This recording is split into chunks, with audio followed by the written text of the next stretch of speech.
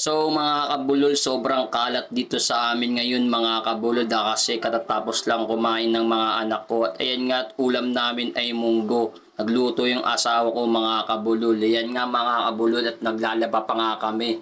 Siyempre inuna na namin pakainin ng mga bata mga kabulol.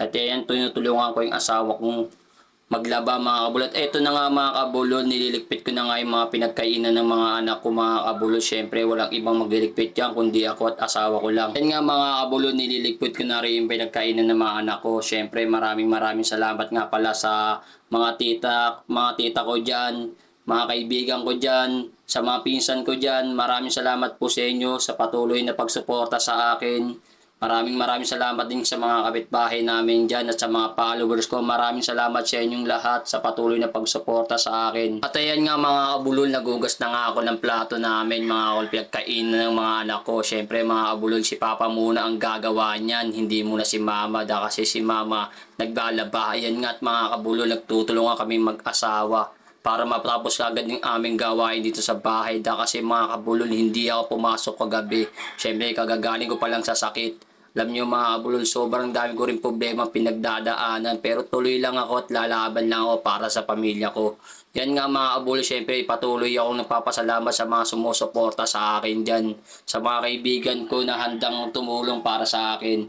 At maraming salamat sa inyo. Siyempre mga kabulol, shoutout nga pala dyan kay Ate Banji yung nagbigay ng espada sa akin dyan mga kabulol. At shoutout din nga pala kay Ate Susan. At shoutout din nga pala sa mga Bota Boys dyan sa bayan.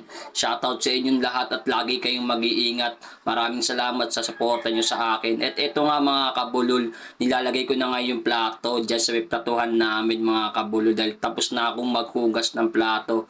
At yun nga mga kabulol, pagkatapos ko magugas ng plato, tutulungan naman natin yung asawa ko sa pagbabanlaw ng mga damit namin. Siyempre mga kabulol, kami lang dalawang magtutulungan. At eto nga mga kabulol, nagbabanlaw na nga ako. Habang nagbabalaw ako, sobrang init talaga mga kabulol, lalo din panahon ngayon, sobrang init. Siyempre, hindi tayo mayaman, mahirap lang tayo mga kabulol. Pero tuloy lang ang buhay, laban lang tayo kahit may init dahil sanay man tayo sa hirap. Hindi tayo pinanganak na mayaman mga kabulol, kaya sanay tayo sa init mga kabulol. Sanay din tayo sa hirap. Pero habang mainit, kailangan umiinom ka ng maraming tubig. Yan nga mga kabulol, maraming salamat sa patuloy na pagsuporta nyo sa akin.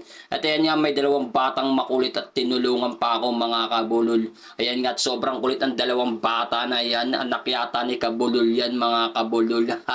At ayan nga, sinaway ko at sabi ko wag ilalagay doon. Ito nga at mga kabulol, binibewang na nga ako. Siguro tumatanda na ako dahil sa sobrang init. Yun na, iba na tagay tumatanda mga kabulol. Siyempre, hindi tayo pabata. Patanda tayo mga kabulol. Kaya binibewang na tayo mga kabulol. Kaya maraming salamat sa inyong lahat sa patuloy na pagsuporta sa akin. Siyempre, tuloy-tuloy pa rin yung pagbablog natin kahit napakarami natin problema. At ayun nga, hirap na ako sa sobrang init at hindi ko na alam kung ano gagawin ko dahil ang init talaga mga kabulol. Pero inom lang ng tubig para iwas stroke.